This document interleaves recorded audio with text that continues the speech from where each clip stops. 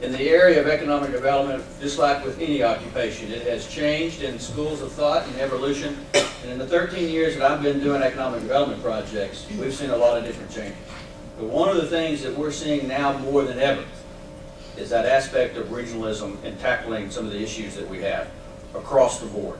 We're talking about educational attainment, we're talking about economic development, we're talking about infrastructure issues, and the area development districts have been talking about regionalism way before it was ever cool or sexy in economic development. But what I'm talking about is actually taking that a step further. When we talk about sharing resources, when we talk about putting plans together to recruit economic development prospects, real job creation opportunities, sometimes those are very difficult conversations to have. You all have actually shown a lot of leadership up in this part of the DR region on regionalism, and for that you're to be commended. And I want to thank you for having that kind of mindset and leadership with your elected officials that understand the importance of collaborating and sharing these resources and tackling these problems from a regional perspective. It is crucial to moving forward. In fact, the communities that are not willing to do that will be left behind when it comes to job creation. It's no more about an opportunity who's going to have the cheapest workforce or the cheapest access to land. And certainly government's not the answer to our issues. And the DRA is not going to create jobs. We're going to be a part of that formula. We're going to be helping create the environment for good job creation. But no government's ever going to have enough resources or should be in the business of job creation necessarily. But we can be a partner, and we can certainly be a strategic partner to make sure the climate is right and you have additional tools and resources to help close the deal. It's very important. Innovation starts at the local level. We're seeing that up and down our region. And we want to make sure that we have a better role to play in terms of being a partner for what you're trying to accomplish at the local level. And that's one of the ways that we are trying to evolve ourselves at the Delta Regional Authority. We've got 10 million people that make up our part of the world. And we've seen a lot of bright spots. We still have a lot of issues. And that includes the western part of Kentucky. It includes this part of the DRA region. 55% of our people are in poverty. The video had mentioned that a child born in the Delta region cannot expect the same life expectancy. That's not my figures. Those are health professionals who've determined that statistics. In fact, over 50% of all 10 million people in our region have a higher risk of some type of circulatory death than anywhere else in the country. So we face some challenging obstacles, but we can address all of those, and we are addressing those. You're addressing those issues right here. In fact, yesterday we were in Carlisle County, where we announced a new community health facility, a public-private partnership with Kentucky Care, where 7 counties will now have access to health care to make sure that we have a stronger and healthier workforce. Because one of the things that I am getting communicated back to us as we meet with the private sector and businesses and folks who are actually in charge of doing additional retention efforts, they tell us that the impact of health on their bottom line is significant. Not just the issue of making sure that the workforce can pass a drug test, which we're all dealing with, but making sure that you have a healthy workforce that can be productive and help businesses have a profit. This is a huge issue for us. But in order to have a healthy workforce, you got to have a healthy community. And that's why having projects like we announced yesterday in Carlisle County, where people have access to these health community centers, is very important. The other thing I would touch on is that as we think about strategies moving forward, a couple of things that we're seeing a lot of success with. In fact, you all have had some success in that right here, and that is growing and supporting a bioeconomy.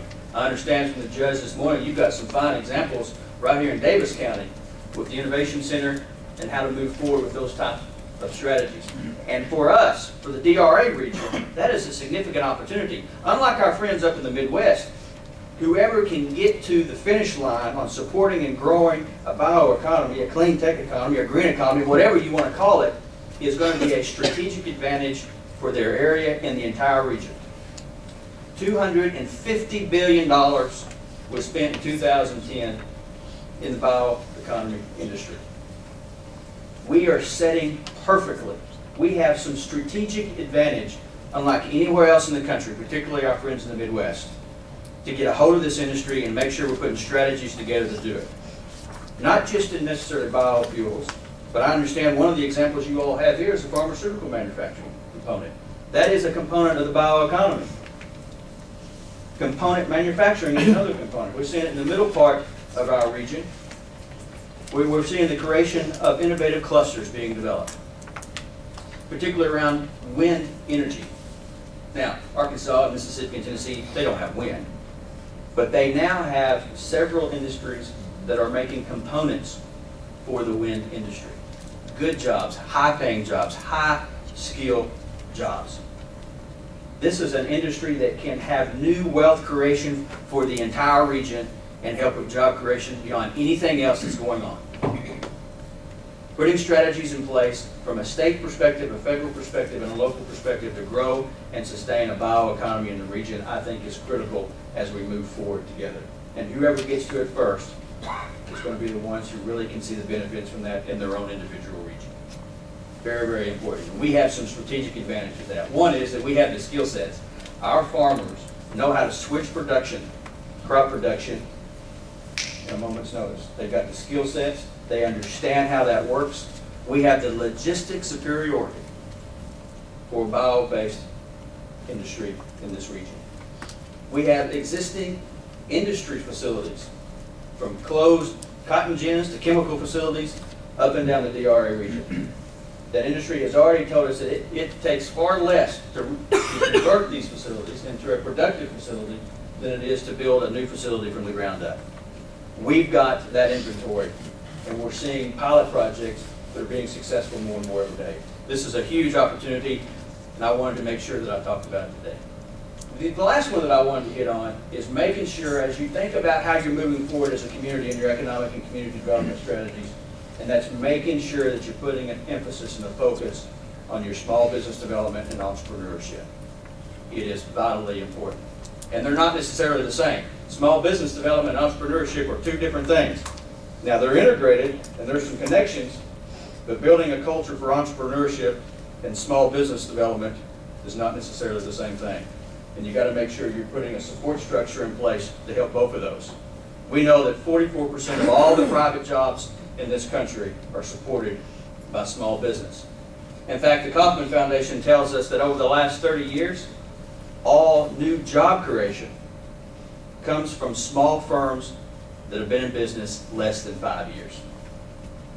One of the biggest ways that we can have an impact on our local economies, that we can help prevent the brain drain that the judge and I talked about this morning, and even create new opportunities, is to make sure that we're creating support structures in our communities for small business development and entrepreneurship.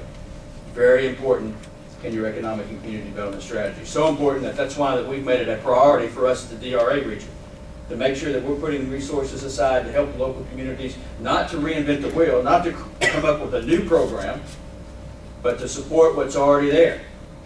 To make sure that we have a network that we're creating, and in fact, one of the projects that we're funding with SBA in Missouri is Operation Jumpstart. In fact, they're going to have that program at Murray State.